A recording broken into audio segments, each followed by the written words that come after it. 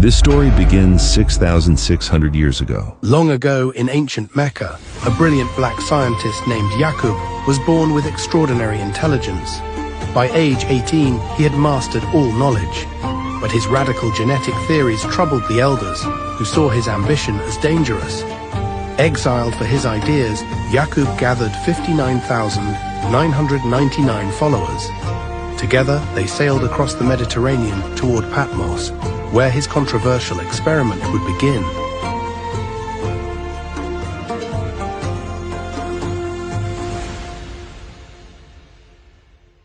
On Patmos, Yacub established his laboratory and began the forbidden experiment. He had discovered that human genetics contained both dominant and recessive traits for skin color. Through careful selective breeding over 600 years, his followers systematically isolated these recessive genes.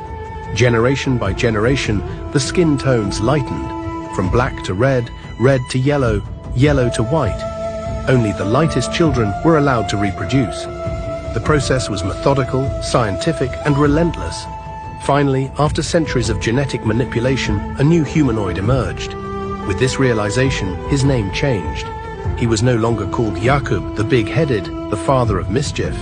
His name became Yahweh, creator of the non-Moors by virtue of his creativity, and creator of the Israelites by virtue of his patriarchy.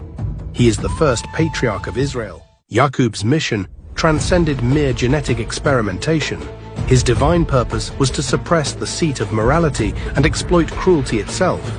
For humanity had never experienced evil, and Yacub felt it was his calling to manifest it, so that mankind could experience all aspects of God, not just his goodness. As the pale race emerged, conflict erupted on Patmos. Feuds between the dark-skinned and light-skinned grew violent. The grafted beings possessed an inherent nature of discord and deception.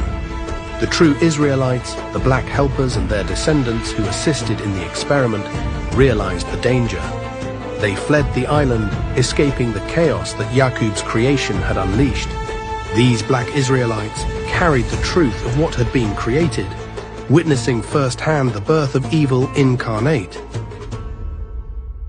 After Yacub's project was complete, the non-Murian descendants had been promised by Yahweh at the time of their making, on the island of Pelan, that they would be led to the Promised Land, where it was their destiny to rule the world.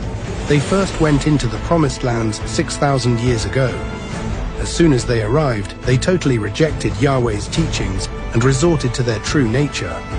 They quickly became very disruptive to the original inhabitants, causing so much mischief and chaos that the emperor of that time expelled them from his cities.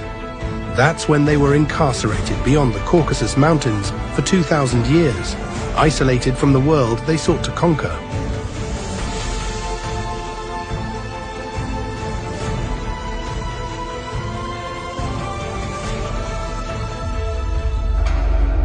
After 2,000 years imprisoned beyond the Caucasus Mountains, the light race had descended into barbarism. Living in caves, disconnected from civilization, they had forgotten all teachings of Yahweh. But prophecy foretold a savior would be born among the Murian nation, and his name was Moses. Moses was destined to lead Yacub's people out the caves and back to civilization to fulfill their ancient destiny. He alone would guide them from darkness into the promised lands of North Ethiopia and the Middle East. With the help of his brother, he comforted his fellow Murians with the truth of Yacub's mission, while trying to re-civilize the light races, who had deteriorated into the lowest state of moral and social degradation.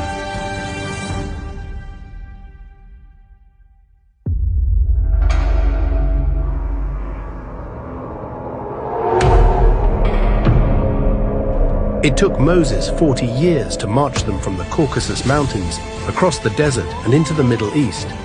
During that exodus, he taught them the ways of modern civilization and the laws of Yahweh that they had rejected long ago. The journey was arduous, testing their faith and endurance. Whenever they picked up their belongings to continue the march after camping for several months, they were indeed led by the angels of Yahweh in a spacecraft referred to biblically as a pillar of light. These divine vessels guided them through the wilderness.